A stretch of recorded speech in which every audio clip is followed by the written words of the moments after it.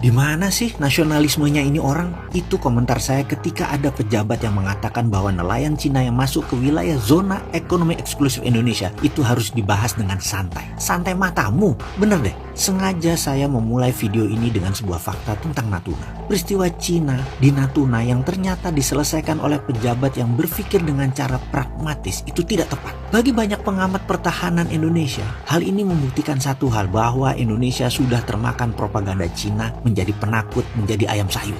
Fakta lain yang mau saya berikan lagi adalah ketika Ibu Susi, mantan menteri yang saya beri julukan Menteri Spesialis Penegakan Kedaulatan Maritim dan Perikanan ini, melakukan aksinya menenggelamkan kapal pencuri ikan, dia menegakkan kedaulatan dengan cara menenggelamkan banyak kapal Cina yang maling-maling tadi. Dan apa yang terjadi pada saat itu? Cina diam aja tuh. Oh lupa, ternyata nggak diam juga. Buktinya Bu Susi nggak kepake ya sekarang. Oke, kita lanjut. Bener deh, menurut saya Ibu Susi ini lebih NKRI dari Angkatan Laut Indonesia selama ini, dan itu fakta. Beliau lebih NKRI dari Menkosaurus yang mengurusi investasi Cina. Ibu Susi menenggelamkan lebih 200 kapal pencuri ikan di lautan Indonesia. Bahkan di Natuna yang 80%-nya dicuri bisa berdaulat lagi zaman Bu Susi menjabat. Efeknya, kapal nelayan Indonesia kalau menangkap ikan di Natuna bisa panen raya terus. Ada fakta lain lagi. Bu Susi pernah mendapatkan pujian dari banyak negara karena tidak ada satupun angkatan laut di dunia ini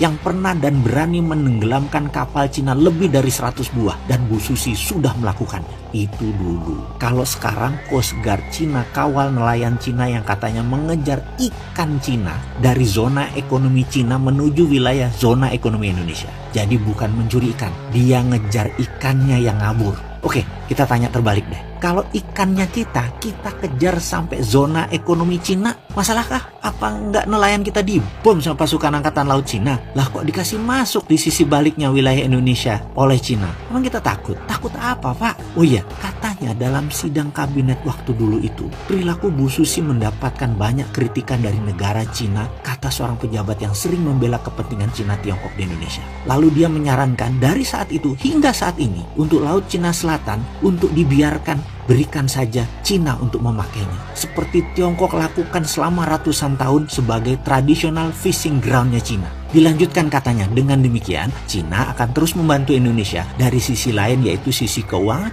dan modal investasi. Indonesia minta timbal balik dengan melakukan tawaran bahwa traditional fishing ground kita kasih ke Cina dan Indonesia dapat modal. Kita nggak dapat dukungan Cina kalau Indonesia ganggu Laut Cina Selatan ala Ibu Susi saat ini. Dalam hati saya selalu heran dengan komentar beliau yang terhormat ini. Sering saya komentar dalam hati, ini menteri apaan ya? Ini orang nggak NKRI banget. Tempe bener sih ini orang. Masa kedaulatan NKRI ditukar dengan materi secuil? Apa yang terjadi dengan pulau-pulau kosong di sekitar Natuna kalau didiamkan tidak disusikan?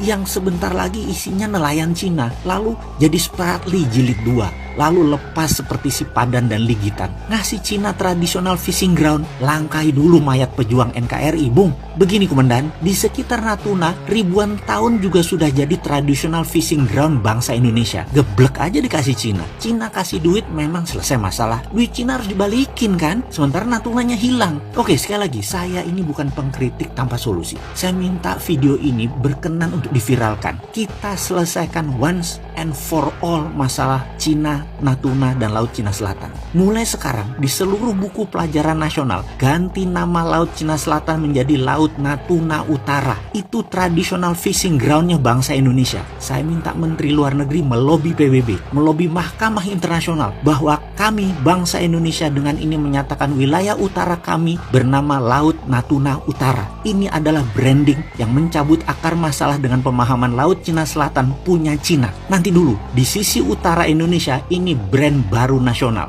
Sahabat, bantu NKRI untuk membranding kedaulatan sisi utara ini. Kontribusi kita kecil, tapi kalau diviralkan ke jutaan orang, maka ini menjadi collective belief bangsa Indonesia. Ini paradigma Indonesia baru, Laut Natuna Utara.